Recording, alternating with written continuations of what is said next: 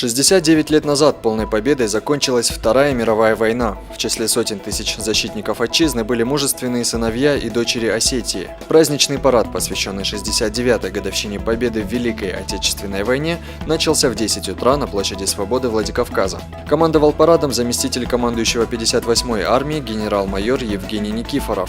Принимал парад командующий 58-й армией Южного военного округа генерал-майор Андрей Гурулев. Встречный марш, приветствие войск, троекратное «Ура!», поздравления главы республики Таймураза Мансурова.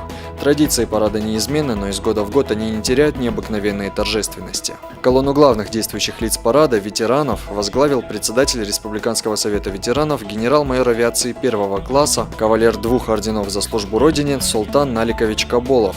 Желающих полюбоваться праздничным парадом собралось немало, поэтому экран Осетия ТВ, расположенный у входа в парк, был весьма кстати. С его помощью за парадом могли наблюдать все те, кто не смог подобраться к эпицентру действий вплотную. Самым зрелищным событием парада стала демонстрация новейшей техники, состоящей на вооружении 58-й армии. Колонна бронетранспортеров БТР-82А, передвижная радиорелейная станция Р-419Л1, 152 мм гаубица МСТА-Б, российская модернизированная реактивная система залпового огня «Торнадо», гусеничная техника и танки. Завершил парад сводный духовой оркестр 58-й армии под управлением военного дирижера майора Артема Лазутского. После парада празднование великой даты переместилось в парк имени Коста Ливановича Хитагурова.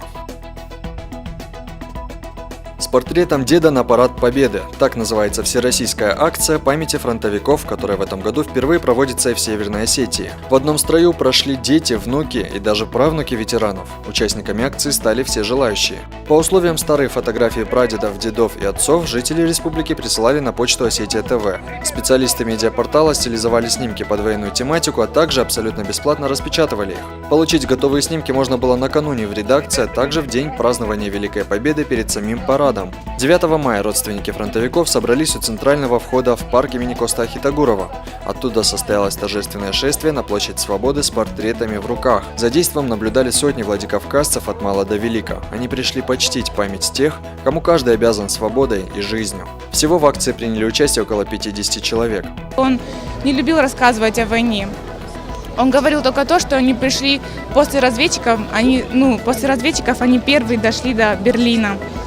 Тогда это было очень круто. Мама рассказывала, что из всего Советского Союза, и в частности из Украины, его фронтовые друзья присылали ему открытки. И эти открытки были очень интересны и очень интересно подписаны. И там было написано не с Новым годом, а с Новым роком. И маму это очень забавляло, ей это нравилось. И эти открытки дедушка долго хранил. После парада Победы празднования продолжились в парке культуры и отдыха. Там в нескольких местах развернули полевую кухню. Любой желающий мог отведать каши и фронтовые 100 грамм. И если молодежь реагировала на эту традицию с улыбкой, старшее поколение, вспоминая рассказы своих родителей-ветеранов о тяжелых условиях и голоде, не всегда могли сдерживать слезы.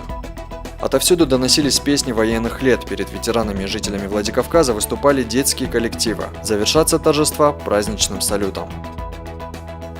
И вот в этот день, почему я пришла сюда, им хлеб давали с опилками, 100 граммов. И они радовались, когда в хлебе попадала большая опилка, из-за того, что ее можно было целый день сосать. Всем здоровья, всем! Самое главное, пусть они еще хоть чуть-чуть поживут, чтобы наши дети знали историю.